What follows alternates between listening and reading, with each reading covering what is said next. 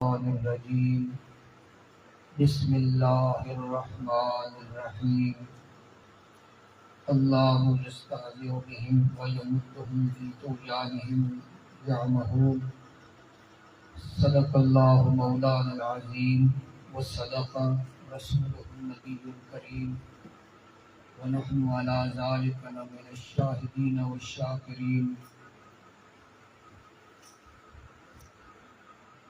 إن الله وملائكته يصلون على النبي يا أيها الذين آمنوا صلوا عليه وسلموا تسليما اللهم صل اللهم صل على على سيدنا سيدنا ومولانا محمد وعلى آل سيدنا ومولانا محمد وبارك وسلم الصلاة والسلام عليك يا سيدي يا رسول الله وعلى آلك وأصحابك يا حبيب الله والحبيب الذي ترجى شفاعته لكل هول من الأهوال مقتحم يا رب بالمصطفى بلغ مقاصدنا واغفر لنا ما مضى يا واسع الكرم يا أكرم الخلق ما لي من ألوذ به سواك عند حلول الحادث العمم بلغ العلا بكماله كشف الدجى بجماله حسنت جميع خصاله صلوا عليه وآله مولاي صل وسلم دائما أبدا على حبيبك خير الخلق كلهم وعلى آله وأصحابه أجمعين. معزز سامعین، سابقہ درس میں وَإِذَا لَقُوا الَّذِينَ آمَنُوا قَالُوا آمَنَّا وَإِذَا خَلَوْا إِلَىٰ شَيَاطِينِهِمْ قَالُوا إِنَّا مَعَكُمْ إِنَّمَا نَحْنُ مُسْتَهْزِئُونَ. یہ آیت کریمہ ہے کہ منافق لوگ جب مومنین کے پاس آتے ہیں تو کہتے ہیں ہم ایمان لے آئے، اور پھر جب واپس اپنے شیطانوں کے پاس جاتے ہیں تو ان کو کہتے ہیں کہ ہم تمہارے ساتھ ہیں، ہم تو ان کے ساتھ مزاح کر رہے ہیں. منافقین کی یہ عادت اللہ پاک جل جلالہ نے ذکر فرمائی کہ جب ایمان والوں کے پاس آتے ہیں تو کہتے ہیں کہ ہم ایمان لے رہے ہیں، اور جب واپس کفار کے پاس جاتے ہیں تو کہتے ہیں ہم تو تمہارے ساتھ ہیں. وہ پوچھتے تھے کہ بھائی تم ادھر کیوں گئے؟ تو وہ کہتے ہیں ہم ویسے مزاح کے لیے گئے تھے، اصل حقیقت میں تو ہم تمہارے ساتھ ہیں. اس سابقہ آیت میں یہ ذکر فرمایا. اور آج کے درس میں خالق کائنات جل جلالہ عم نوالہ نے ارشاد فرمایا اللہ یستعذ بہم ویمدہم فی طغیانہم یعمہون اولئک الذین اشتروا الضلالۃ بالہدی وما ربحت تجارتہم وما کانوا مہتدین. اب انہوں نے کہا کہ ہم ان سے مزاح کرتے ہیں. اللہ تعالیٰ جل شانہ نے ارشاد فرمایا، یہ وہی لفظ ہے یہاں پہ اللہ یستعذ بہم، استہزاء، اس کا معنی ہوتا ہے مزاح کرنا. انہوں نے بھی یہ لفظ استعمال کیا اور ان کے جواب میں خالق کائنات جل جلالہ عم نوالہ نے بھی یہی لفظ استعمال کیا. لیکن وہاں یہ ترجمہ کیا کہ انہوں نے کہا کہ ہم تو مزاح کرتے ہیں، لیکن اب یہی لفظ اگلی آیت میں آ گیا اللہ یستعذ بہم، یہی لفظ آ گیا، تو اس لفظ کا معنی ہم مزاح نہیں کر سکتے کہ نعوذ باللہ یہ ترجمہ کیا جائے کہ اللہ ان کے ساتھ مزاح کرتا ہے، تو اللہ کی شان سے یہ بلند ہے.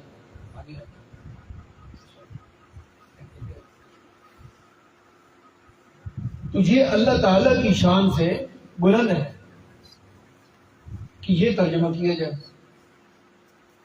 اللہ تعالیٰ جل شانہ کی شان بہت بلند و بالا ہے، ایسے لفظوں سے پاک ہے۔ اب اس کا یہ ترجمہ نہیں کیا جا سکتا، لفظ وہی ہے۔ استعزاء اعلی حضرت عظیم البرکت امام احمد رضا رحمت اللہ تعالی علیہ نے ارشاد فرمایا، اللہ ان سے استہزاء فرماتا ہے، یعنی اس لفظ کو ایسے ہی نیچے ذکر فرما دیا۔ اب اس کا ترجمہ کیا کرنا ہے؟ انہوں نے تو کہا کہ ہم مزاح کرتے ہیں، تو اللہ پاک مزاح کرنے سے پاک ہے، اس کی شان بلند ہے کہ ایسا ترجمہ کیا جائے۔ لفظ وہی ہے، بالکل آپ لوگ توجہ رکھنا، لفظ وہی ہے استہزاء۔ انہوں نے کہا کہ ہم تو مزاح کرتے ہیں، لیکن تو اس کے ترجمے میں ہم وہ لفظ استعمال نہیں کر سکتے کہ ایک جو لفظ ہوتا ہے عربی زبان میں اس کے کئی معنی ہوتے ہیں، اور ہر مقام پر وہ معنی کیا جاتا ہے جو اس مقام کے مطابق۔ اب مفسرین نے فرمایا کہ پھر کیا معنی کریں گے؟ یجازیہم علی استہزائہم،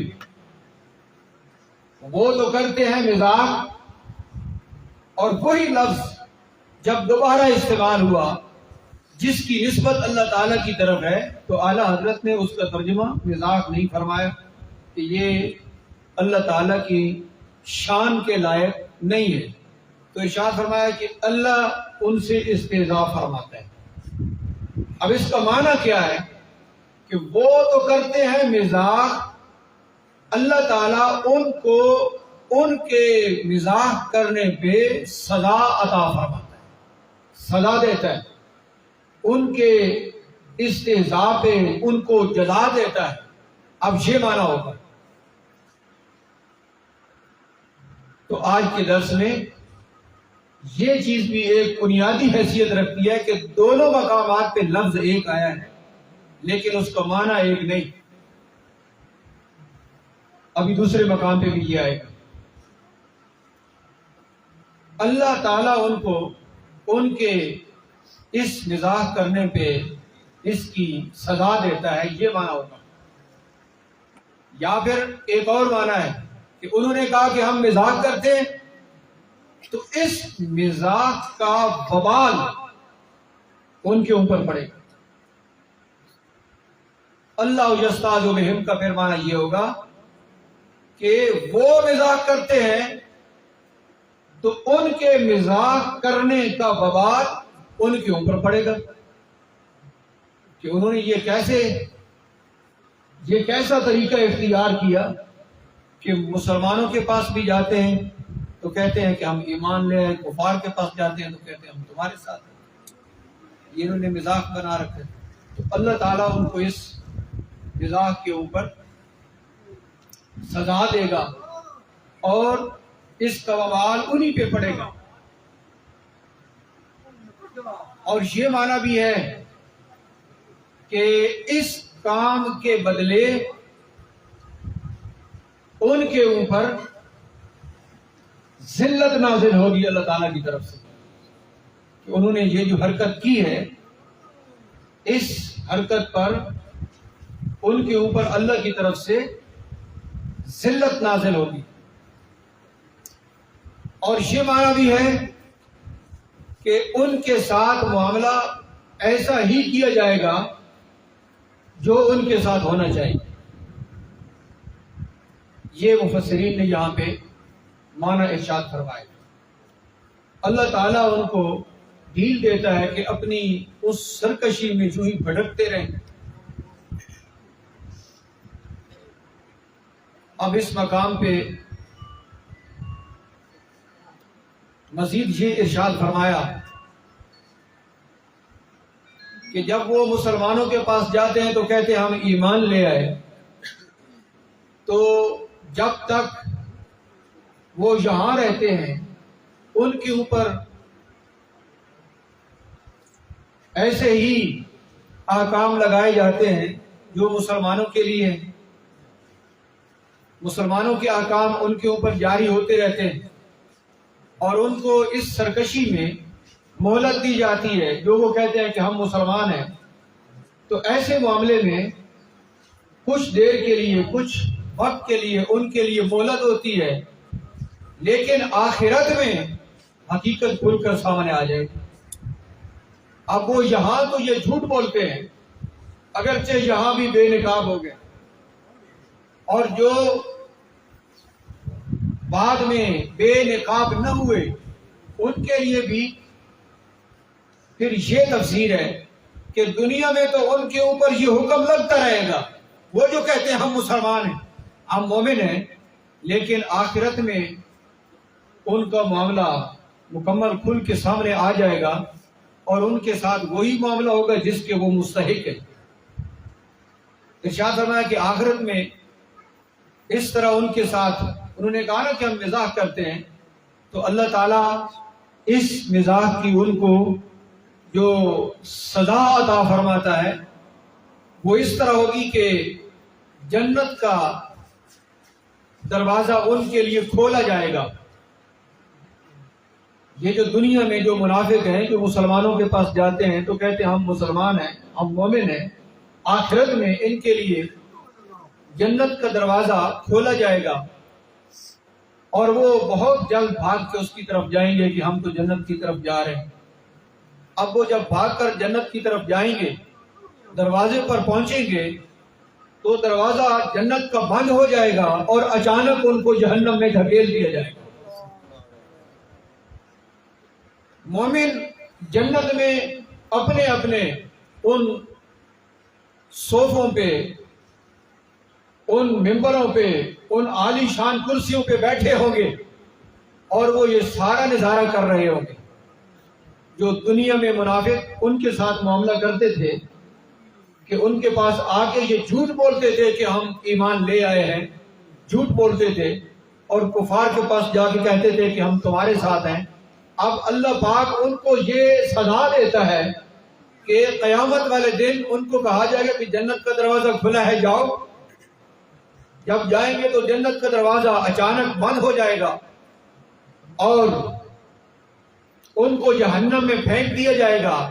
اب مومن ان کو دیکھ کے مسکرائیں گے، اب مومن مسکرائیں گے کہ یہ دنیا میں ہمارے ساتھ کیا کرتے تھے، اب اللہ تعالیٰ نے ان کے ساتھ کیا کیا ہے اور کس طرح ان کو یعنی کہ بدلہ جو ہے نا مومنوں کے سامنے ظاہر فرمایا ہے. یہاں یہ ارشاد فرمایا اور اس مقام پہ بھی آپ دیکھیں کہ ایک لفظ آیا استہزاء کا جس کے معنی میں مزاح ہے.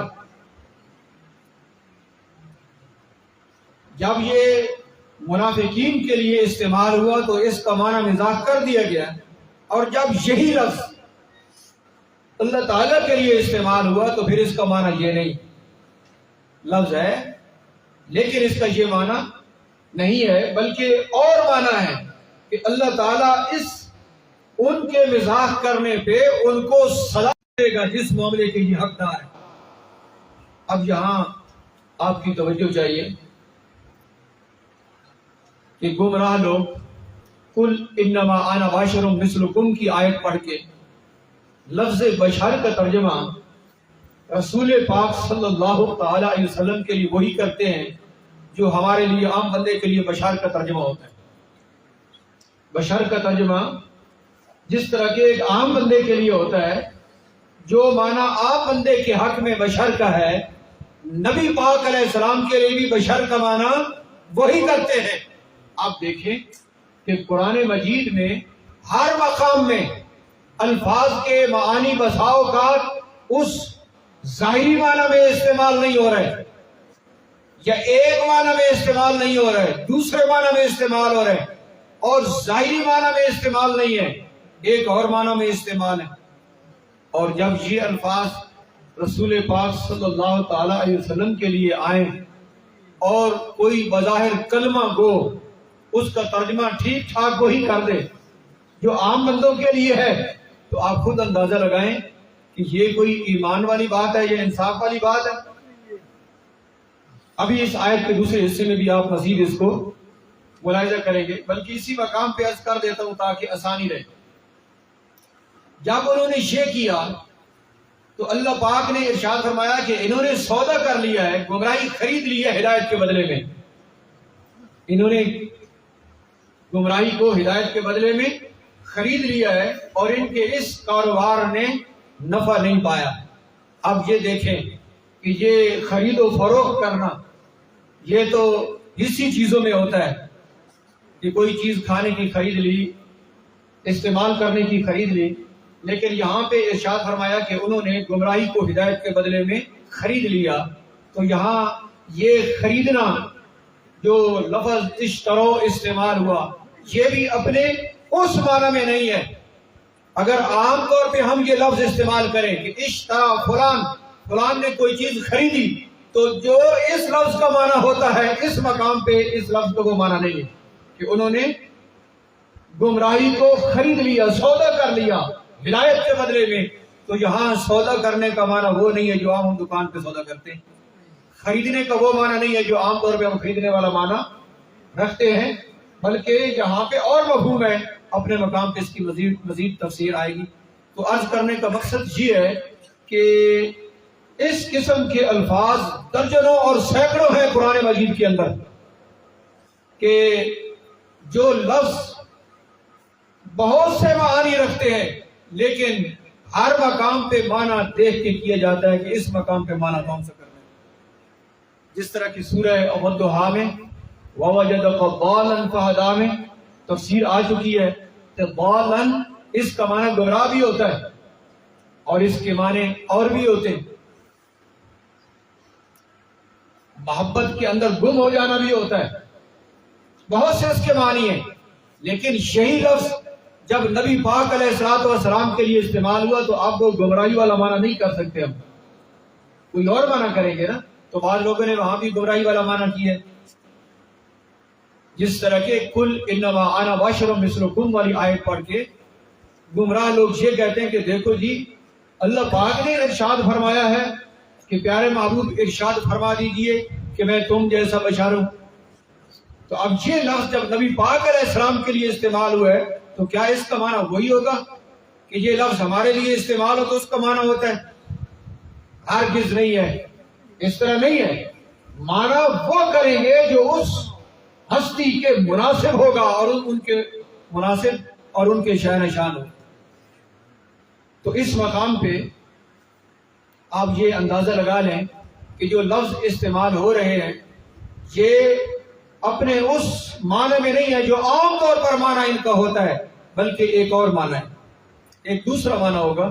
تو جب قرآن حکیم میں اکثر و بیشتر مقامات پہ وہ ظاہری اور پہلا معنی نہیں کیا جاتا تو یہ کیا وجہ ہے کہ وہ الفاظ جو رسول پاک صلی اللہ تعالی علیہ وسلم کے لیے استعمال ہوتے ہیں، انبیاء کرام کے لیے استعمال ہوتے ہیں، وہاں اس ضابطے کو لوگ سامنے نہیں رکھتے اور اس وقت پھر وہی معنی جڑ دیتے ہیں جو سامنے ہوتا ہے اور پہلا ہوتا ہے جبکہ ان کی شان کے خلاف ہوتا ہے، اسی کو کر دیتے ہیں۔ تو یہ ناانصافی ہے، یہ بے دینی ہے اور یہ گمراہی ہے کہ آداب کا لحاظ رکھنا چاہیے، بارگاہ الوہیت کے آداب کا لحاظ رکھنا چاہیے اور بارگاہ رسالت مآب کے آداب کا لحاظ بھی رکھنا چاہیے۔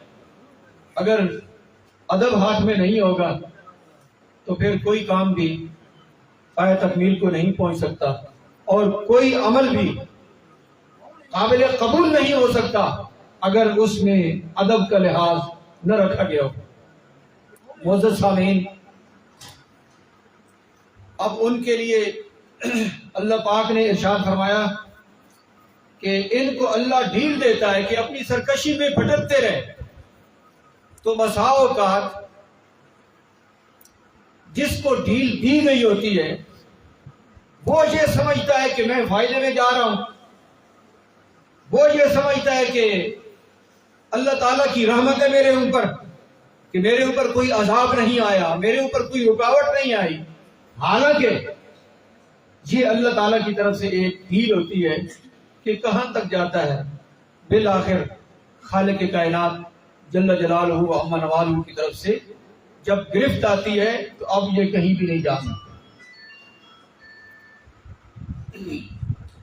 رسول پاک صلی اللہ تعالی علیہ وسلم نے ارشاد فرمایا، لیس الدین بالتمنی، دین صرف آرزوؤں کا نام نہیں ہے کہ صرف بندہ خواہشات رکھے اور آرزویں کرے۔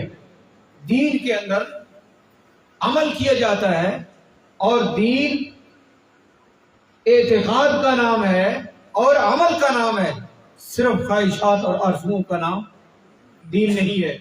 رسول پاک صلی اللہ تعالی علیہ وسلم نے ارشاد فرمایا، وَإِسْتُ لِرَفْعِ الْعَادَاتِ وَدَفْعِ الشَّهَوَاتِ، جو غلط قسم کی عادات ہیں ان کو ختم کرنے کے لیے مجھے بھیجا گیا ہے، اور جو شہوات اور خواہشات ہیں ان کو ختم کرنے کے لیے مجھے بھیجا گیا ہے، تاکہ جو غلط قسم کی عادات اور رسومات ہیں وہ بھی بنی نوع انسان سے اٹھ جائیں، اور جو خواہشات ہیں اور جو فسادات ہیں وہ بھی اٹھ جائیں، اور بندہ صراط مستقیم کے اوپر آ جائے، راہ راست کے اوپر آ جائے، اور وہ راستہ جو اللہ پاک جل شانہ کے دربار میں جاتا ہے اس کی طرف جائے۔ اب اس مقام پہ اس روایت کو لایا مفسرین نے، علامہ اسماعیل حقی نے اس مقام پہ لایا کہ یہ منافق اس طرح کیوں کرتے تھے۔ جب مسلمانوں کے پاس آتے تھے تو کہتے تھے ہم ایمان لے آئے ہیں، اور جب ان کے پاس جاتے تھے تو کہتے تھے کہ ہم تمہارے ساتھ ہیں۔ تو اصل میں ان کے جو مقاصد تھے وہ یہ تھے کہ دنیا کے فوائد ہم حاصل کریں، ان سے بھی ہم فوائد لے لیں کہ جب مال غنیمت لائیں گے یا کوئی اور ان کے اوپر انعام ہوگا تو ہم اس میں حصے دار ہو جائیں گے۔ تو دنیا کے لالچ کے لیے وہ یہ کرتے ہیں، ان سے بھی ہم فائدہ لے لیں اور دوسروں سے بھی ہم کفار سے بھی فائدہ لے لیں، اس لیے وہ یہ طریقہ اختیار کرتے تھے۔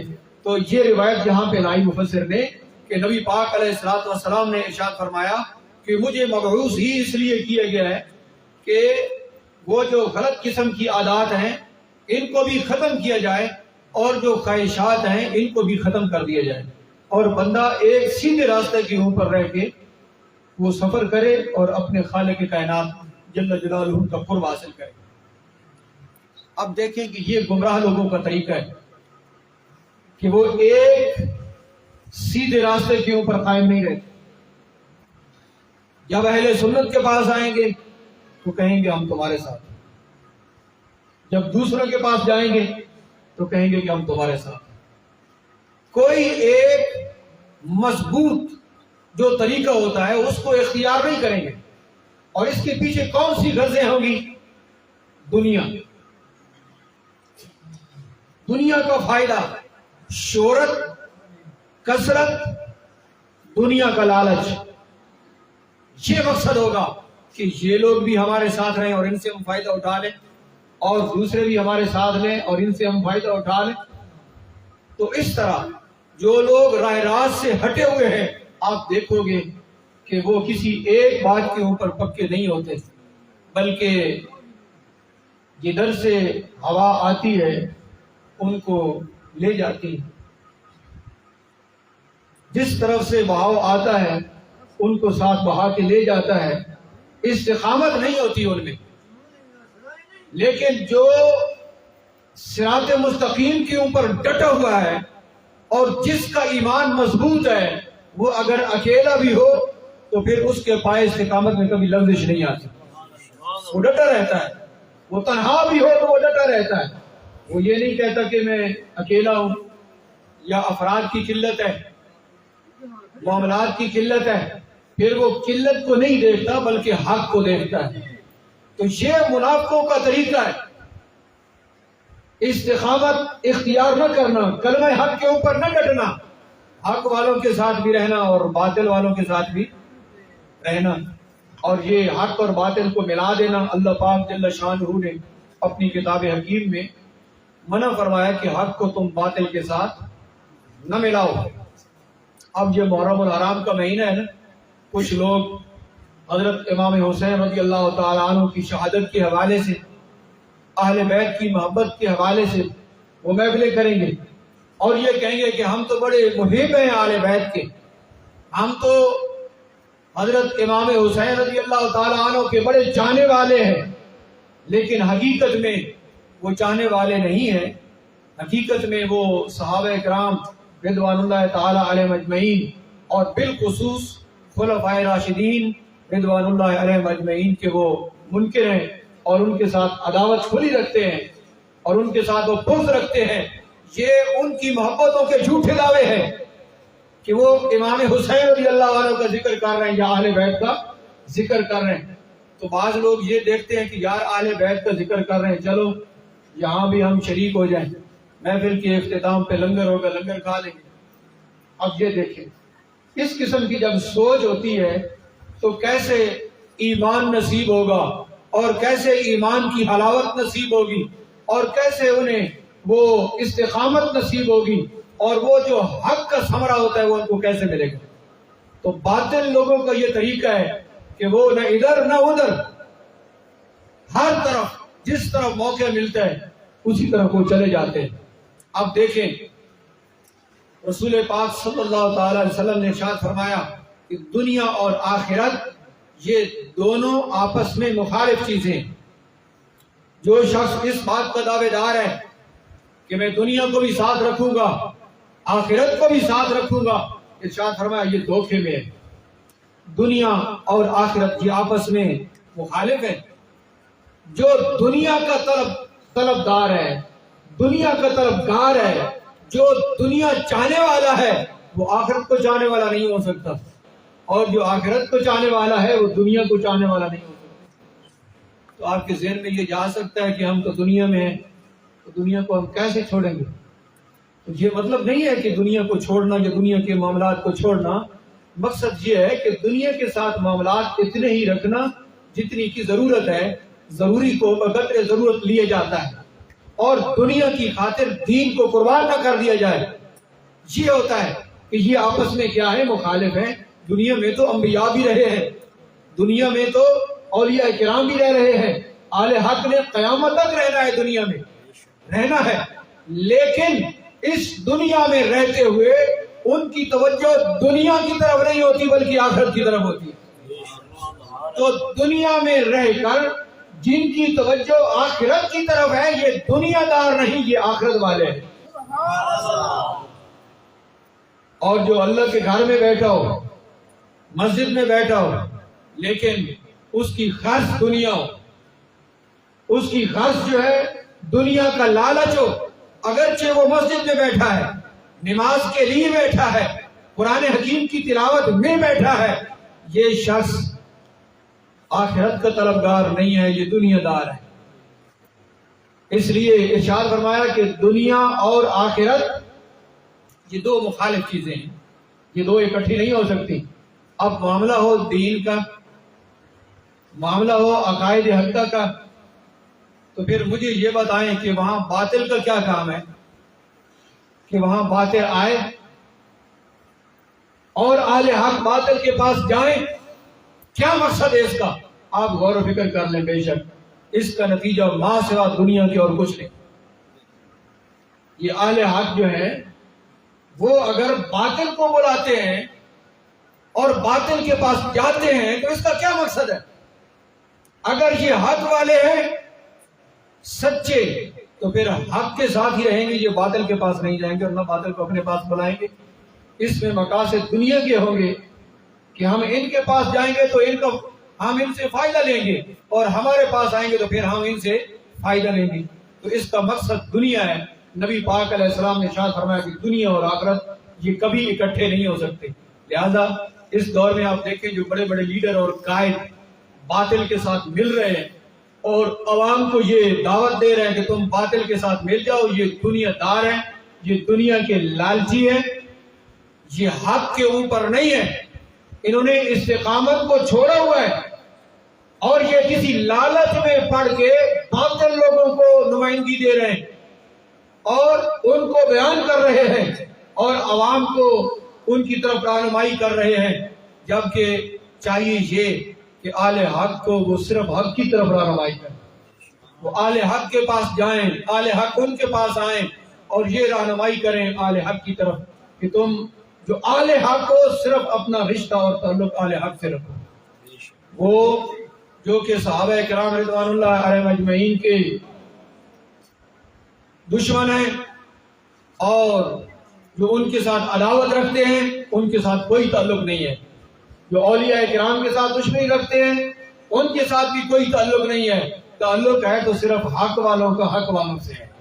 تو کیا ارشاد فرمایا کہ دنیا اور آخرت یہ اکٹھے نہیں ہو سکتے، اور اس مقام پہ علامہ اسماعیل حقی نے ارشاد فرمایا کہ فمن رام مع مطابۃ الهوى القلوب الى الدرجات العلی فهو كالمستاذی بتحریک هذا الفریق، وہ شخص جو اپنی خواہشات کے پیچھے چلتا ہے اور ارادہ یہ رکھتا ہے کہ وہ بلندیوں کی طرف جا رہا ہے، چلتا اپنی خواہشات کے پیچھے، کہ اس کو خواہشات جو کہتی ہیں، خواہشات کے پیچھے چلتا ہے اور ارادہ اس کا یہ ہے کہ وہ بلندیوں کی طرف جا رہا ہے۔ ارشاد فرمایا کہ یہ ان منافقین کی طرح جو کہتے تھے کہ ہم ادھر آئے تو کہتے ہیں کہ ہم ایمان والے ہیں، ادھر گئے تو ہم کہتے ہیں، وہ کہتے تھے کہ ہم مذاق کر رہے ہیں۔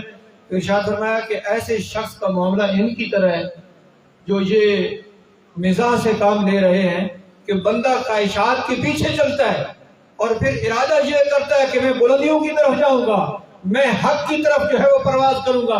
ارشاد فرمایا یہ ان منافقین کی طرح ہے جو ادھر بھی جاتے ہیں اور ادھر بھی جاتے ہیں اور کہتے ہیں کہ ہم مذاق کر رہے ہیں۔ یہ لوگ مذاق والوں کی طرح ہے، یہ حق والے نہیں ہیں۔ معزز سامعین، اس مقام پہ ارشاد فرمایا کہ دنیا کا جو لالچ رکھنے والے ہیں، جب ان کو دنیا مل جاتی ہے زیادہ تو یہ بھی بڑی خطرناک ہے۔ شہرت زیادہ مل جائے، دولت زیادہ مل جائے، پذیرائی زیادہ مل جائے، چاہنے والے زیادہ مل جائیں تو یہ کام بھی بڑا خطرناک ہے۔ بسا اوقات وہ شخص یہ سمجھتا ہے ان الانسان یطغی ان رآہ استغنی، جب وہ یہ دیکھتا ہے نا کہ مجھے تو کسی کی ضرورت نہیں ہے، میرے تو وسائل اور اسباب پورے ہیں، تو پھر اس وقت یہ بغاوت کے اوپر آ جاتا ہے، سرکشی کے اوپر آ جاتا ہے، پھر یہ کسی کی بات کے اوپر کان نہیں دھرتا۔ وہ یہ دیکھتا ہے کہ میرے پاس تو بہت کچھ ہے، تو جب اسے یہ نظر آتا ہے کہ میرے پاس تو بہت کچھ ہے تو اپنے ان وسائل اور اسباب کو دیکھ کر وہ سرکشی پہ اتر آتا ہے اور وہ یہ سمجھتا ہے کہ مجھے اب کسی کی ضرورت نہیں ہے، کوئی میری بات مانے یا نہ مانے، مجھے ماننے والے کافی ہیں۔ اب اس مقام پہ یہ مفسرین نے ساری وضاحت ارشاد فرما دی ہے۔ اب یہاں پہ ایک مسئلہ ارشاد فرمایا، منافقین نے کہا کہ ہم استہزاء کرتے ہیں۔ جب انہوں نے یہ طریقہ اختیار کیا نا کہ مومنوں کے پاس بھی جاتے ہیں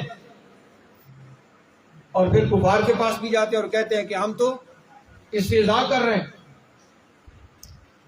اس مقام پہ جب انہوں نے کہا کہ ہم مزاح کرتے ہیں تو اللہ پاک نے ارشاد فرمایا کہ اللہ یستہزئ بہم، اللہ تعالیٰ ان کو اس استہزاء کی سزا دیتا ہے، اللہ تعالیٰ اس کا ان کو بدلہ دیتا ہے۔ یہ وہی لفظ استعمال فرمائے۔ اب یہ دیکھیں ارشاد فرمایا کہ اس میں بندہ مومن کی جو شرافت ہے، بندہ مومن کا جو مقام ہے یہ واضح ہو رہا ہے۔ انہوں نے کہا کہ ہم مزاح کرتے ہیں، وہی لفظ اللہ پاک نے استعمال فرمائے کہ بندہ مومن کی طرف اللہ جل شانہ ان کو اس کا بدلہ دیتا ہے۔ اللہ یستہزئ بہم، یعنی کہ ویسے تو یہ بنتا ہے نا کہ جب مومنوں کو انہوں نے کہا تھا کہ ہم مزاح کرتے ہیں تو مومن کہتے ہیں کہ ہم تمہارے ساتھ مزاح کریں گے، اور عملاً کر کے پھر مومن یہ کہتے ہیں کہ ہم نے تمہارے ساتھ کیا کیا ہے، مزاح کیا ہے۔ بنتا تو یہ تھا نا کہ جب انہوں نے کہا کہ ہم مزاح کرتے ہیں تو پھر مومن بھی ایسی ہی کوئی جو ہے نا وہ عمل کرتے، کوئی ایسا ہی معاملہ کرتے اور پھر کہتے کہ ہم نے بھی تمہارے ساتھ کیا کیا ہے، مزاح کیا ہے۔ تو بندہ مومن نے نہیں کہا، جب انہوں نے کہا کہ ہم استہزاء کرتے ہیں تو اللہ نے فرمایا کہ اس استہزاء کا بدلہ میں تمہیں دوں گا۔ تو بندہ مومن کی طرف سے تو ارشاد فرمایا کہ یہ بندہ مومن کی شرافت اور عظمت اس میں ہے، بندہ مومن کے بلند مقام کا ذکر اس میں ہے کہ غلطی انہوں نے کی، اللہ نے فرمایا کہ بندہ مومن کے ساتھ جو تم نے مزاح کیا ہے اس مزاح کا بدلہ اور اس کی سزا میں تمہیں دوں گا۔ تو اللہ نے بندہ مومن کی طرف سے یہ سارا معاملہ فرمایا، اس میں شرافت اور عظمت ہے بندہ مومن کے لیے۔ وَذَلِكَ يَدُلُّ عَلَى شَرَفِ الْمُؤْمِنِينَ، یہ معاملہ مومنوں کی شرافت کے اوپر دلالت کرتا ہے کہ بندہ مومن کی بڑی شرافت ہے اور اس کا بڑا مقام ہے۔ معلوم یہ ہوا کہ بندہ مومن جب حق کے اوپر استقامت اختیار کرتا ہے تو اللہ کی تائید ساتھ ہوتی ہے۔ اللہ تعالیٰ فرماتا ہے کہ میں تمہارے ساتھ ہوں، اور وہ جو دشمن ہیں ان کو بھی اللہ تعالیٰ خود نیست و نابود فرماتا ہے۔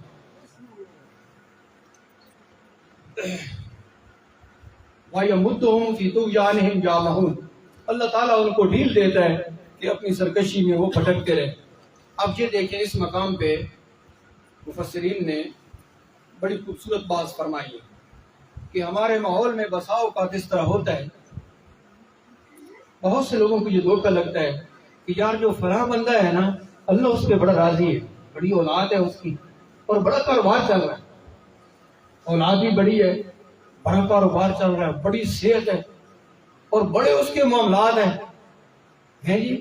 تو لوگ دھوکہ کھا جاتے ہیں۔ بسا اوقات ایسے بھی ہوتا ہے جو گمراہ لوگ ہوتے ہیں نا ان کی بسا اوقات بظاہر پوزیشن ٹھیک ہوتی ہے اہل حق کی نسبت، بسا اوقات اکثر ایسے ہوتا ہے کہ اہل حق کی نسبت بسا اوقات وہ جو باطل والے ہیں دنیاوی اور ظاہری پوزیشن ان کی بہتر نظر آتی ہے، ان کی مسجد، ان کے دیگر کاروباری معاملات، ان کا رہن سہن، ان کے جتنے بھی معاملات ہیں وہ بسا اوقات اچھے نظر آتے ہیں اور بسا اوقات بکثرت بھی نظر آتے ہیں، جہاں سے ہمارے بہت سے لوگوں کو دھوکہ بھی ہوا ہے جب انہوں نے دیکھا نا یار ان کا تو بڑا مدرسہ ہے، بڑے ان کے طالب علم ہیں، بڑا سسٹم ہے، یار اتنا سسٹم اگر ہمارے ساتھ مل جائے یا ہم ان کے ساتھ مل جائے تو بڑی بات بن جائے۔ کثرت کو دیکھا، بہت زیادہ شہرت کو دیکھا، بہت زیادہ وہ جو ہے وہ دنیاوی جو رونق ہے، جاہ و جلال ہے، اس کو دیکھا۔ اس مقام پہ مفسرین نے فرمایا کہ یہ بات نہیں ہوتی کہ تم دنیا میں اگر کسی کو دیکھتے ہو کہ اس کے پاس دنیاوی ساز و سامان یا دنیاوی آسائشیں زیادہ ہیں تو اس کا یہ مطلب نہیں ہے کہ اللہ اس کے اوپر راضی ہے۔ یہ بھی ہوتا ہے وَيَمُدُّهُمْ فِي طُغْيَانِهِمْ يَعْمَهُونَ، اللہ پاک نے بسا اوقات ڈھیل دے رکھی ہوتی ہے، گرفت نہیں فرماتا، بسا اوقات اللہ نے ان کو ڈھیل دے رکھی ہوتی ہے، ان کو اولاد بھی زیادہ دیتا ہے، ان کو مال بھی زیادہ دیتا ہے اور ان کو کاروبار بھی زیادہ دیتا ہے، دنیاوی جو وسائل اور اسباب ہیں وہ بھی زیادہ دیتا ہے، لیکن یہ اس بات کا معیار نہیں ہوتا کہ اللہ ان کے اوپر راضی ہے، یہ نہیں ہوتا۔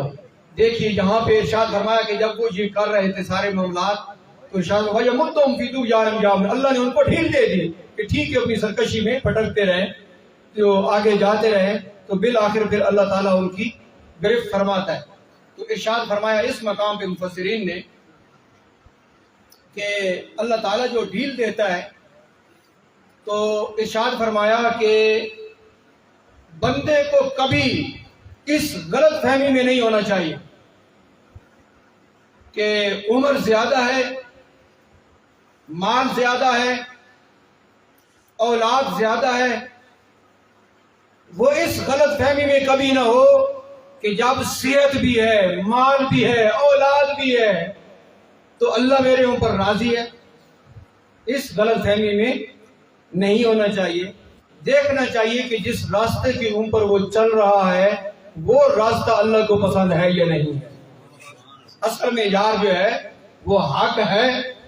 جب حضرت بلال نے اسلام کو قبول کیا تھا تو کیا صورتحال تھی کہ ان کو پتھروں کے اوپر لٹایا گیا، آگ کے اوپر لٹایا گیا، اور کافر تو وہ بڑی رونق میں تھا، بڑی آسائش میں تھا، تو حضرت بلال کو دیکھ کر کیا اندازہ لگاتے کہ اس کے اوپر اللہ ناراض ہے اور یہ ذلت میں ہے؟ نہیں، ان مشکلات کے باوجود چونکہ وہ لا الہ الا اللہ محمد رسول اللہ کے اوپر ڈٹے ہوئے تھے وہ صراط مستقیم کے اوپر تھے تو اگرچہ بظاہر وہ پریشانی میں تھے، حقیقت میں وہ اللہ کی رحمت میں. بظاہر وہ جو کافر تھا وہ جیتا ہوا تھا، اور بظاہر حضرت بلال شکست خوردہ تھے، لیکن حقیقت میں حضرت بلال جیتے ہوئے تھے اور وہ شکست خوردہ تھے. اور جب حدیبیہ کے مقام پہ رسول پاک صلی اللہ علیہ وسلم کو روکا گیا کہ ہم تمہیں عمرے کے لیے نہیں جانے دیں گے، آپ کو پتہ ہے کہ حدیبیہ کے مقام پہ پھر یہ فیصلہ ہوا کہ نبی پاک علیہ السلام نے ارشاد فرمایا کہ ہم واپس جاتے ہیں. اب بظاہر جو فیصلہ تھا یہ ایسا تھا کہ اس میں شکست ہے، لیکن حقیقت میں یہ فتح تھی کہ اس کے بعد نبی پاک علیہ السلام فاتحانہ انداز میں مکہ شریف میں داخل ہوئے. اللہ پاک نے ساری فتوحات عطا فرمائی. تو بسا اوقات حق کے سامنے رکاوٹ ہوتی ہے تو اس رکاوٹ کو دیکھ کر باطل کی طرف جھکنا نہیں چاہیے، حق کے اوپر ڈٹ جانا چاہیے.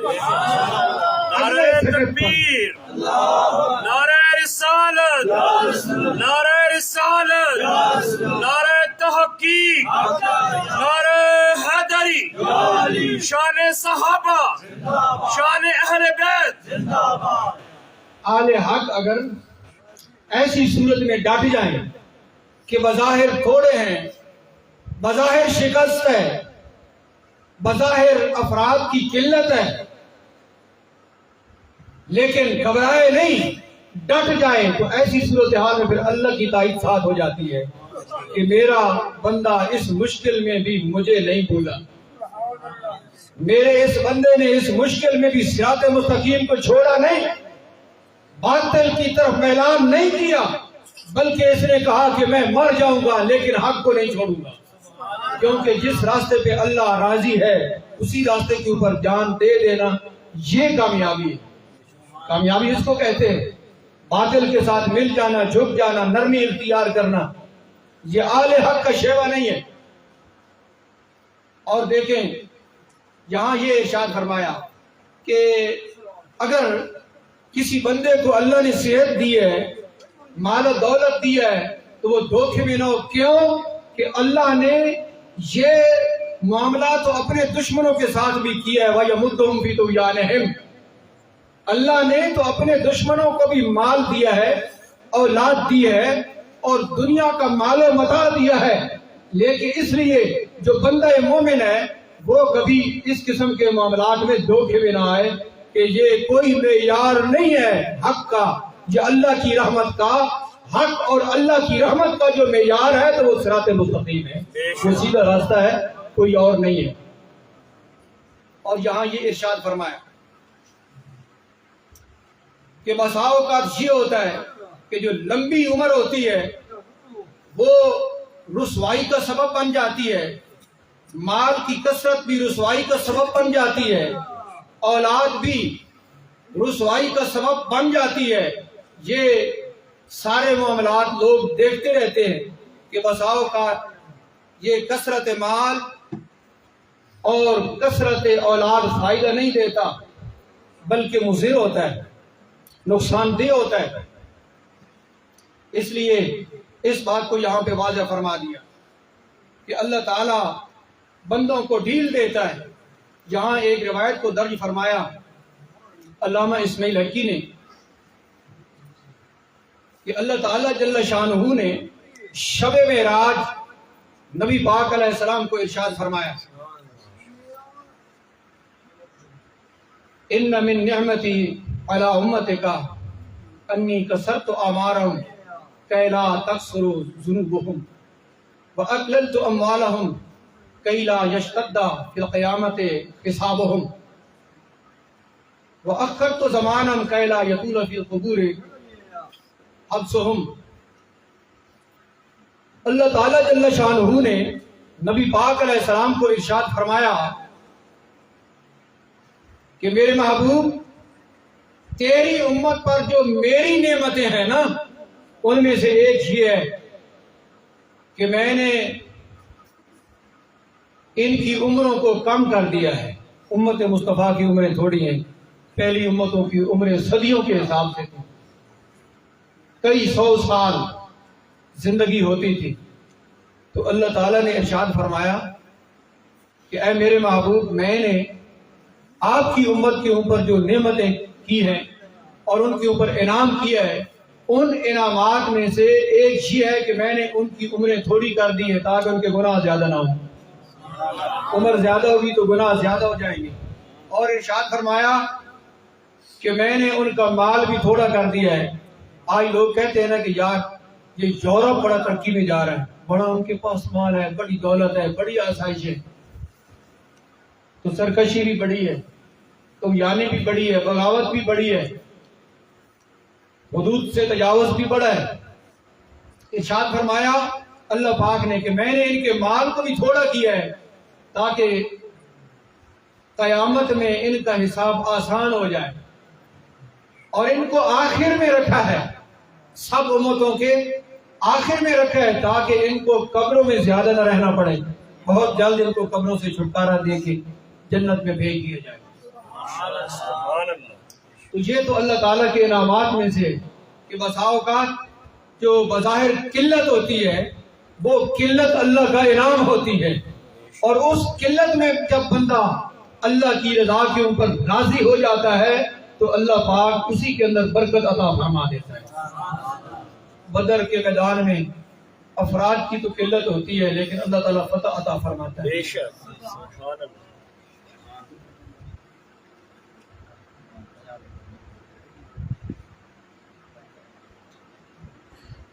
اب آیت کو اختتام پہ لے جاتے ہیں کہ درس میں یہ 2 آیتیں مکمل ہو جائیں۔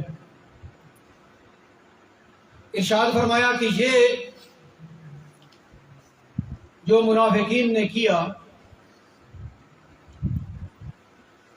انہوں نے گمراہی کو ہدایت کے بدلے میں خریدا ہے، انہوں نے نفع والا سودا نہیں کیا اور یہ ہدایت پانے والے نہیں ہیں۔ اب قرآن حکیم میں اکثر یہ آتا ہے کہ یہ ہدایت پانے والے نہیں ہیں، ان کو اللہ ہدایت نہیں دے گا، اس قسم کے الفاظ آتے ہیں کہ اللہ ان کو ہدایت نہیں دے گا، یہ ہدایت پانے والے نہیں ہیں۔ تو بسا اوقات کسی کے ذہن میں یہ بات جا سکتی ہے کہ اللہ ان کو ہدایت نہیں دے گا، خدا نہ خواستہ ایسی بات ذہن میں جاتی ہے، تو پھر ان کی کیا غلطی ہے، اللہ ان کو ہدایت نہیں دے گا؟ تو اس بات کو آپ سمجھیں کہ اللہ تعالیٰ نے تو ان کو مکمل طور پہ ہدایت کے جتنے بھی اسباب ہیں وہ عطا فرمائے، انہوں نے جان بوجھ کر یہ خسارے کا سودا کیا۔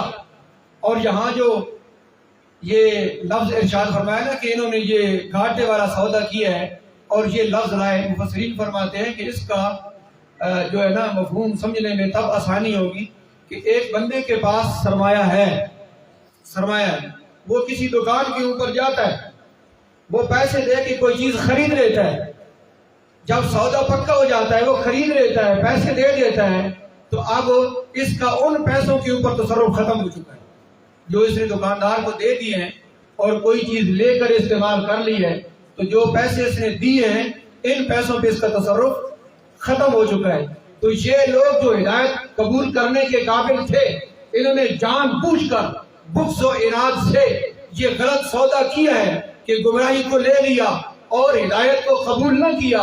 گویا کہ یہ اس شخص کی طرح ہے کہ جو دکان پہ گیا اور اس نے پیسے لیے اور کوئی چیز لے لی، اب دوبارہ ان پیسوں کو یہ استعمال نہیں کر سکتا جو اللہ تعالیٰ نے ارشاد فرمایا کہ اس سودے نے ان کو نفع نہ دیا، کیونکہ جو ان کی پونجی تھی، یعنی کہ وہ ہدایت کو قبول کرنے کا جو مواد تھا، جو ہدایت کو قبول کرنے کی صلاحیت تھی، انہوں نے اپنے بغض اور عناد کی وجہ سے اس صلاحیت کو جب ختم کر دیا تو اب دوبارہ یہ ہدایت کو قبول نہیں کر سکتے۔ تو اس میں غلطی ان کی ہے، اللہ پاک نے تو ان کے اندر یہ جوہر رکھا تھا، جس طرح کہ وہ شخص جس کے پاس پیسے ہیں، اب وہ کوئی چیز بھی لے سکتا ہے، اگر اس نے غلط چیز لی ہے تو اس نے پیسے خود ضائع کیے ہیں، تو وہ ٹھیک چیز بھی لے سکتا تھا، تو یہ ہدایت قبول کر سکتے تھے، بغض و عناد کی وجہ سے انہوں نے گمراہی کا سودا کیا، اور وہ جو صلاحیت ہدایت کو قبول کرنے کی تھی اس کو خود انہوں نے ختم کر ڈالا۔ لہٰذا ارشاد فرمایا اللہ پاک نے کہ یہ اب ہدایت کو قبول نہیں کرے۔ اس مقام پہ مفسرین نے بہت کچھ لکھا ہے،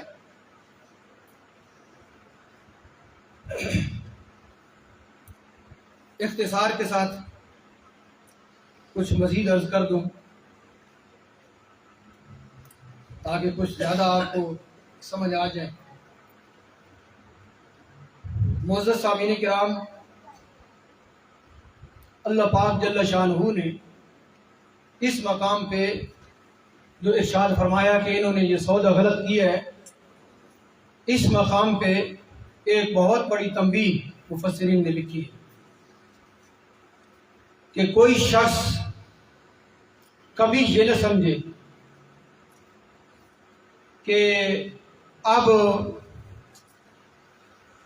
میں اللہ کی رحمت کو کیسے لے سکتا ہوں، اب میں تو اللہ کی رحمت سے بہت دور چلا گیا ہوں۔ یہ بہت اختصار کے ساتھ کے وقت ہو چکا ہے۔ اس آیت کے تحت جو مفسرین نے لکھا ہے بہت کچھ لکھا ہے، لیکن میں آخر سے ایک بات عرض کر رہا ہوں، آپ لوگ توجہ رکھیں کہ اس میں ہمارے لیے یہ بہت بڑی رہنمائی اور اللہ تعالیٰ کی رحمتوں کا جو سمندر ہے اس کی وسعت ہے کہ کبھی کوئی شخص مایوس نہ ہو کہ یار میں تو اتنا گنہگار ہو گیا ہوں، اب میری بخشش کا تو کوئی باقی سبب نہیں ہے، اب میں کیسے اللہ کے دربار میں دوبارہ رجوع کر سکتا ہوں۔ کوئی شخص بھی کبھی، یہ جن لوگوں کے لیے اللہ پاک نے ارشاد فرمایا کہ انہوں نے گھاٹے کا سودا کیا ہے، وہ تو خود بخود ہی اپنے ہاتھوں سے مکمل طور پہ اپنی جو ہے نا وہ سارے سودے کو ختم کر چکے ہیں نا۔ لیکن اب یہ ہر شخص کے لیے یہ حکم مفسرین نے اس آیت کے تحت ارشاد فرمایا کہ کوئی شخص بھی کبھی یہ گمان نہ کرے کہ یہ کیسے ہو سکتا ہے کہ اب مجھے بھی اللہ کی رحمت نصیب ہو جائے۔ کبھی بھی بندہ کوئی شخص مایوس نہ ہو کہ اللہ کی رحمتوں کا درجہ ہر وقت بہ رہا ہے۔ جس وقت بھی کوئی اللہ کے دربار کی طرف رجوع کرے گا تو اللہ پاک اس کو قبول فرما لے گا۔ شیخ سعدی صاحب نے فرمایا کہ جب دنیا کے اسباب اور وسائل ہوتے ہیں، صحت ہوتی ہے تو بندہ سرکشی میں ہوتا ہے، بغاوت میں ہوتا ہے۔ جب بڑھاپے میں چلا جاتا ہے تو سارے اس کو چھوڑ دیتے۔ اب جب وہ کسی کام کا نہیں رہتا تو بس اوقات اس کے ذہن میں خیال آتا ہے کہ چلو یار ہم سب نے چھوڑ دیے ہے، اب کوئی بھی ہاتھ نہیں پکڑ رہا تو چلو اللہ پاک کے دربار میں چلا جاتا۔ جب کسی کام کا نہیں رہتا سب چھوڑ دیتے ہیں تو کہتا ہے چلو اب اللہ کے پاس چلا جاؤ۔ حضرت شیخ صاحب نے روایت لکھی ہے کہ اللہ پاک فرماتے ہیں کہ چلو اب تو آ گئے تو اب بھی مجھے قبول ہے۔ اللہ کی رحمت بہت وسیع ہے۔ تو ارشاد فرمایا کبھی کوئی شخص یہ گمان نہ کرے کہ اب مجھے کیسے بخشے گا اللہ اور میری ہدایت کا سما کیسے ہوگا۔ ارشاد فرمایا کہ اگر کسی نے ایسا نظریہ رکھا تو اس نے اللہ کی قدرت کا انکار کر دیا ہے۔ اگر کوئی ایسا ذہن رکھتا ہے کہ اب میرا کیا بنے گا، اب میری تو کوئی صورتحال نہیں ہے، تو ارشاد فرمایا اس نے اللہ کی قدرت کا انکار کر دیا ہے۔ اللہ تعالیٰ کی قدرت کا انکار نہیں کرنا چاہیے۔ وَقَانَ اللَّهُ عَلَىٰ كُلِّ شَيْءٍ مُقْتَدِرًا، اللہ تعالیٰ تو ہر معاملے کے اوپر قدرت رکھنے والا ہے۔ جب بھی تم اللہ کے دربار میں جاؤ گے تو اللہ پاک کی قدرت ہے کہ تمہیں اپنی رحمت سے سنبھالا دے دے۔ اور یہاں پہ علامہ اسماعیل حقی نے فرمایا کہ اگر تمہیں یقین نہیں آتا تو چند اولیاء کا یہاں پہ ذکر کیا کہ جو پہلے راہ راست پہ نہیں تھے پھر توبہ کی اور اللہ تعالیٰ نے ان کو بہت اونچا مقام عطا فرمایا۔ ان میں سے ایک بشر حافی ہے، ان میں سے ایک بشر حافی ہے جو بہت زیادہ راہ راست سے ہٹے ہوئے تھے، لیکن ایک دن انہوں نے ایک کاغذ کو دیکھا کہ جس کے اوپر لکھا ہوا تھا بسم اللہ الرحمن الرحیم۔ قدرت نے دستگیری فرمائی۔ میں نے عرض کیا نا کہ ادب کے اوپر بنیاد ہے، اس لیے بے ادبوں کے پاس جانا یہ بے ادبی ہے۔ ادب کو ہمیشہ اپنے پاس رکھنا چاہیے، کبھی بھی ادب کو نہیں چھوڑنا چاہیے، نہ بے ادبی کرنی چاہیے نہ بے ادبوں کے پاس جانا چاہیے۔ ایک بزرگ کا واقعہ کتاب میں نے پڑھا ہے کہ کسی نے خواب میں دیکھا کہ حضور آپ کے ساتھ کیا معاملہ ہوا ہے، تو انہوں نے ارشاد فرمایا کہ ایک دن بد مذہب کو میں مسکرا کے ملا تھا۔ انہوں نے بڑا طویل عرصہ ذکر کیا کہ ایک طویل عرصہ مجھے کھڑا کیا گیا صدا کے طور پہ، ہیں اللہ کے ولی، پوچھا گیا کہ تمہارے ساتھ کیا معاملہ ہوا؟ تو اب یہ ان کے حال کے مطابق سزا ہوگی نا. جس طرح کے آپس میں بہت قربت ہو تو قربت والوں کی جو آپس میں رنجش ہوتی ہے اور جو معاملہ ہوتا ہے ایسا ہی تھا. تو انہوں نے کہا کہ بھائی بات یہ ہے کہ ایک دفعہ ایک بدمذہب کو میں مسکرا کے ملا تھا تو اس کے بدلے میں اللہ نے مجھے سزا دی ہے کہ میرے دشمن کو تم مسکرا کے کیوں ملے ہو؟ دشمن میرا ہو اور تم اس کو پروٹوکول دیتے ہو، مسکرا کے ملتے ہو. اب یہاں پہ ارشاد فرمایا کہ کوئی شخص کبھی مایوس نہ ہو، ورنہ اولیاء اللہ کا ذکر یہاں پہ کافی سارا علامہ اسماعیل حقی نے فرمایا. ارشاد فرمایا کہ تم دیکھ لو یہاں جن اولیاء کرام کا ذکر فرمایا. ارشاد فرمایا کہ ابراہیم بن ادم کو دیکھ لو، فضیل بن عیاض کو دیکھ لو، ابن مبارک کو دیکھ لو، ذوالنون مصری کو دیکھ لو، مالک بن دینار کو دیکھ لو، بہت سے اولیاء اللہ کا ذکر کیا ہے. حضرت بشر حافی وہ شراب خانے کے اندر موجود تھے.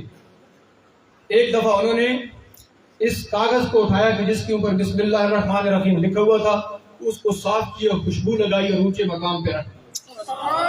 ادب کیا. تو ایک دوسرا جو اللہ کا ولی ہے اس نے خواب دیکھا کہ خواب میں اس کو کہا جا رہا ہے کہ جاؤ تم بشر حافی کے پاس جاؤ اور اس کو خوشخبری سناؤ، خوشخبری سناؤ کہ وہ اللہ کے دربار میں مقبول ہے. اب انہوں نے جب وہ جاگے تو انہوں نے کہا کہ یار بندہ تو بڑا غلط ہے، میرا خواب غلط بھی ہو سکتا ہے، کوئی عمل نہ کیا. دوسرے دن بھی پھر ایسا ہی ہوا. پھر اس نے کہا کہ یار غلط بندہ ہے، میں نہیں چاہتا، میرا خواب خیال ہو سکتا ہے. تیسرے دن پھر جب اس کو خواب آیا تو اٹھ کر چلا گیا. جا کر پوچھا تو پتہ چلا کہ بشر وہ تو ایک شراب خانے کے اندر موجود ہے. جا کے اس نے کہا کہ اس کو بشر کو بتاؤ کہ باہر کوئی بندہ آیا ہے اور تمہیں بلاتا. تو حضرت بشر کے دل میں یہ بات گئی کہ یہ کوئی سزا ہوگی، میں جو ایسے حال میں پڑا ہوں یہ میرے لیے کوئی سزا ہوگی جو مجھے بلانے آیا ہے. کہ اسی وقت دل سے توبہ کی، یا اللہ میں توبہ کرتا ہوں، توبہ کر کے باہر آ گئی. پھر اللہ نے وہ مقام عطا فرمایا. حافی کہتے ہیں ننگے پیر والے، انہوں نے کبھی جوتے نہیں پہنے تھے، یہ احترام میں کبھی جوتے انہوں نے نہیں پہنے تھے، ننگے پاؤں چلتے تھے، جوتے کبھی نہیں پہنے. ان کا نام پڑ گیا بشر حافی، اور جب تک زندہ رہے ان کے شہر میں کسی جانور نے گوبر نہیں کیا. لوگ علم مصطفیٰ کی بات کرتے ہیں، نبی پاک علیہ السلام کے غیب کے اوپر باتیں کرتے ہیں کہ غیب تھا یا نہیں تھا. اللہ تعالیٰ نے جانوروں کے دل میں بھی ڈال دیا کہ اس شہر میں میرا بندہ رہتا ہے، میرے احترام میں جوتے نہیں پہنتا، تم نے کبھی گوبر نہیں کرنا. اور ایک دن جب دیکھا کسی گلی میں گوبر پڑا تھا تو اللہ کے ولی نے کہا کہ معلوم ہوتا ہے کہ بشر کا انتقال ہو گیا، ورنہ یہ جانور جرات نہ کرتا گوبر کرنے کی. اگر اس نے گوبر کیا ہے تو اس کا مطلب یہ ہے کہ بشر حافی کا انتقال ہو گیا. تو یہاں انہوں نے بہت سارے لوگوں کا ذکر کیا ہے. حضرت ابراہیم بن ادم کا کیا ذکر. ابراہیم بن ادم سردار تھے، بادشاہ تھے، اپنے محل میں آرام کیے ہوئے تھے. دیکھا کہ چھت کے اوپر کوئی چل رہا ہے تو پوچھا بھائی کون ہو چھت کے اوپر؟ اس نے کہا کہ یار میں ایک شخص ہوں، میرے اونٹ گم ہو گئے، اونٹوں کو تلاش کر رہا ہوں.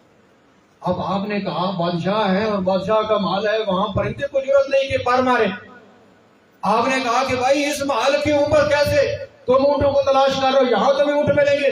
اس نے کہا کہ اگر اس محل میں مجھے اونٹ نہیں مل سکتے تو اس محل میں تمہیں خدا بھی نہیں مل سکتا. ایسے محل میں تمہیں خدا بھی نہیں ملے گا. تو دل ہل گیا. صبح جب ہوئی دربار لگا تو ایک بہت معروف شخص آیا اس دربار میں. لکھتے ہیں بادشاہ ہے اور بادشاہ کا دربار لگا ہوا ہے اور ایک درویش آ گیا. کسی کو جرت نہ ہوئی، حالانکہ جو بادشاہ کے دربار ہوتے ہیں وہ نزدیک کسی کو نہیں آنے دیتے. جب وہ اللہ کا بندہ آ رہا تھا تو کسی نے روکا نہیں. بادشاہ کو بھی جرت نہ ہوئی کہ اس کو روکو، یہ کون آ رہا ہے. سب کے اوپر ہیبت طاری ہوگی کہ وہ شخص آیا اور اس نے آ کے پوچھا، بات چیت ہوئی. ابراہیم بن ادم نے پوچھا بھائی کون ہو؟ اس نے کہا کہ میں مسافر ہوں اور میں نے کہا کہ چلو یہ سرائے ہے یہاں پہ کچھ آرام کر لوں.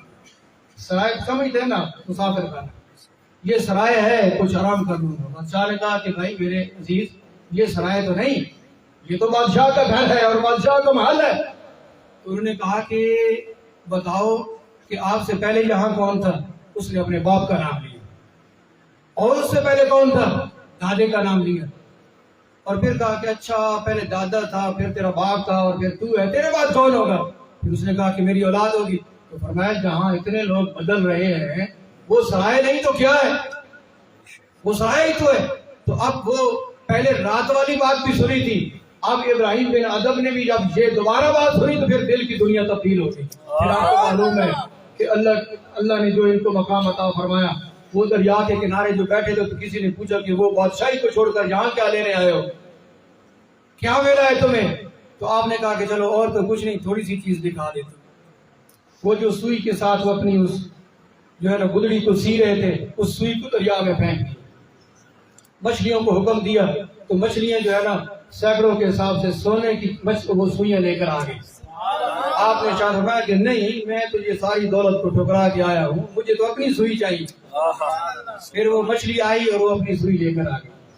فرمایا یہ معاملہ ہے کہ جو اللہ کے لیے سب کو چھوڑ دیتا ہے اللہ تعالیٰ ساری کائنات اس کو عطا فرما دیتا ہے. علامہ اسماعیل حقی نے یہاں پہ بہت سے اولیاء اللہ کا ذکر کیا ہے کہ اللہ کی رحمت سے کبھی مایوس نہیں ہونا چاہیے. دیکھو یہ کیسے کیسے لوگ تھے, لیکن اللہ نے ان کو کتنا بلند مقام اور مرتبہ عطا فرمایا ہے. تو اللہ تعالیٰ تو عطا فرماتا ہے, لیکن جستجو رکھنی چاہیے صراط مستقیم کی, رائے حق کی, کہ بندہ رائے حق کو تلاش کرے اور رائے حق مل جاتا ہے. تو لام والا رائے حق وہی ہے جس کے حق والے ہیں, اولیاء اللہ ہے وہی حق والا ہے نا. اولیاء اللہ کی جو دشمن ہے وہ حق والا تو نہیں ہے راستہ. تو اولیاء اللہ کو جو راستہ ہے, جو صراط مستقیم ہے, جو حضور غوث پاک کا راستہ ہے, جو خواجہ معین الدین چشتی اجمیری کا راستہ ہے جی, جو کاملین کا راستہ ہے, وہی تو صراط مستقیم ہے. جب اس کے اوپر ہو تو اسی کے اوپر چلتے رہو, اور اللہ کی رحمت سے کبھی مایوس نہیں ہونا. قلت آئے تو پھر بھی مایوس نہیں ہونا, خوف آئے تو پھر بھی مایوس نہیں ہونا, رکاوٹ آئے تو پھر بھی مایوس نہیں ہونا, اور بظاہر بے سر و سوانی ہو تو پھر بھی مایوس نہیں ہونا. اس راستے کے اوپر چلتے رہنا ہے اور امید اپنے پروردگار سے رکھنی ہے. اللہ تعالیٰ فتح بھی عطا فرمائے گا, کامیابیاں بھی عطا فرمائے گا. تو کبھی مایوس نہیں ہونا چاہیے. اللہ تعالیٰ کی رحمتیں وہ بہت زیادہ ہیں. یہ کل متاع الدنیا قلیل, ساری دنیا بھی مل جائے تو تھوڑی ہے, ساری دنیا بھی مل جائے تو تھوڑی ہے, لیکن اللہ کی جو رحمت ہے وہ بہت زیادہ ہے. آخر دعوانا الحمدللہ رب العالمین. یہ دو مسئلے پوچھے گئے, عورتوں کا قبرستان میں جانے کا شرعی حکم, مسجد کی جگہ پر رہائش گاہ بنانے کے حوالے سے شرعی حکم. تو مختصراً بتاتا ہوں کہ جو عورتوں کا معاملہ ہے نا, یہ صرف قبرستان کے حوالے سے نہ پوچھیں, ہر حوالے سے پوچھا جا سکتا ہے. بازار میں جانے کا حکم اور پریشان نہ ہونا, سکول میں جانے کا حکم, کالج میں جانے کا حکم, صرف قبرستان نہیں, عورت کا کہیں بھی جانے کا حکم. یہ پوچھیں آپ کہ قبرستان میں تو نہ جائیں جہاں آخرت کی یاد آتی ہے, بازار میں چلی جائے, ایسی بات تو نہیں ہے نا. تو عورت کا مسئلہ یہ ہے کہ عورت پردے کا نام ہے, عورت کو پردے میں رہنا چاہیے. عورت اگر گھر کے صحن میں نماز پڑھے تو ثواب کم ہے, اندر کمرے میں پڑھے تو ثواب زیادہ ہے. اگر اس کمرے کے اندر کوئی اور کمرہ ہے تو اس میں اور ثواب زیادہ ہے.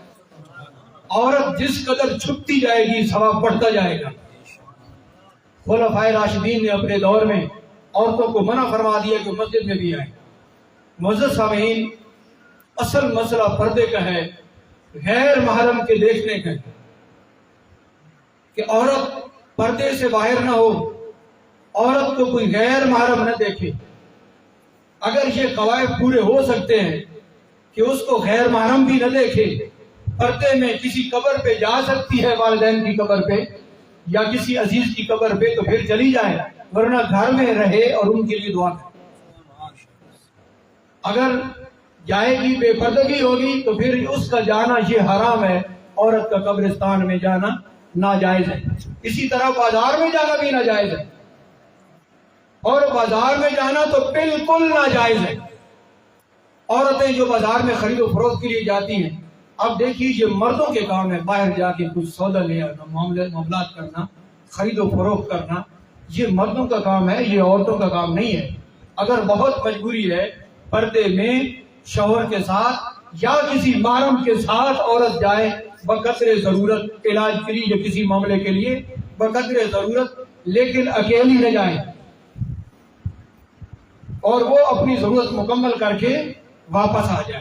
تو یہ عورتوں کی جو مسائل ہیں یہ صرف قبرستان کے حوالے سے نہیں ہیں، بلکہ مکمل عورت کے حوالے سے کہ عورت پردے کا نام ہے۔ ہمارے معاشرے میں بے پردگی بہت زیادہ ہو چکی ہے۔ کبھی مناسبت بنی تو اس عنوان پہ انشاءاللہ تفصیل کے ساتھ کچھ عرض کروں گا کہ اب تو کسی مقام پہ بھی جانا ایک شریف آدمی کے لیے آسان نہیں ہے۔ کسی دفتر میں جائے تو وہاں بھی عورت بیٹھی، اور کسی محکمے میں چلا جائے تو وہاں عورت بیٹھی، ہسپتال میں جائے گا تو عورت بیٹھی، سکولوں میں جاؤ تو عورتیں بیٹھی، ہر مقام پہ عورتیں بیٹھی، جبکہ یہ سارا سسٹم شریعت مطہرہ کے خلاف ہے۔ جتنا بھی چل رہا ہے یہ شریعت مطہرہ کے خلاف ہے۔ صرف یہ نہیں کہ قبرستان میں نہ جائے، بلکہ عورت کہیں بھی نہ جائے، عورت کو پردے میں رہنا چاہیے۔ مسجد کی جگہ پر رہائش گاہ بنانے کے حوالے سے آپ دیکھیں کہ فقہا نے لکھا ہے کہ جو جگہ مسجد کے لیے متعین ہو جائے، اگرچہ وہاں پہ ابھی یہ عمارت نہ بنی ہو، صرف جو جگہ مسجد کے لیے پکی متعین ہو گئی، وقف ہو گئی، وہ قیامت تک مسجد ہے، وہاں پہ نہ مدرسہ بن سکتا ہے، نہ قیام گاہ بن سکتی ہے، وہاں رہائش نہیں بن سکتی، دکانیں نہیں بن سکتی۔ جو جگہ مسجد کے لیے متعین ہو گئی، جہاں مسجد ہے وہ جگہ قیامت تک مسجد ہے۔